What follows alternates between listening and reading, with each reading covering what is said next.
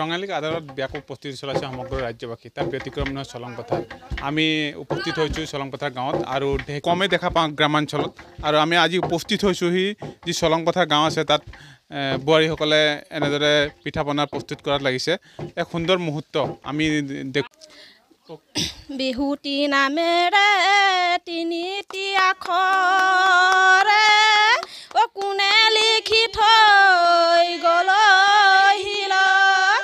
মামৰো নধৰে গুণেৰো নধৰে ঐ থাকিল অসমীয়াৰ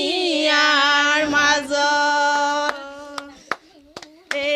ৰৈ ৰতি মইনামতি হাবিলে মই গৈছিলোঁ ৰৈ ৰৈ ৰতি মইনামতি কটাৰীখন নিলোঁ ৰৈ ৰৈ ৰতি মইনামতি লতাইনো বেৰি বেৰি লতাইনো বেৰি বেৰি ধৰে ৰৈ ৰৈ ৰতি মইনামতি পৰ্বতে ঐ পৰ্বতে ৰৈ ৰৈ ৰতি মইনামতি বগাব মই পাৰোঁনে ৰৈ ৰৈ ৰতি মইনামতি লতানো বগাবলৈ টান হয় এক সুন্দৰ মুহূৰ্ত আচলতে বিহু বুলি ক'লে গাঁৱৰ এক সুকীয়া মাদকতা আছে আৰু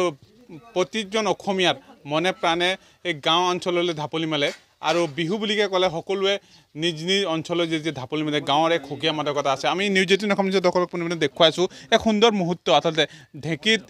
তেওঁলোকে এনেদৰে পিঠা পনা প্ৰস্তুত কৰা সামগ্ৰিক দৃশ্য দেখুৱাইছোঁ নিউজ 18 অসম দৰ্শকসকলক আচলতে গাঁৱৰ এক সুকীয়া মাদকতা আছে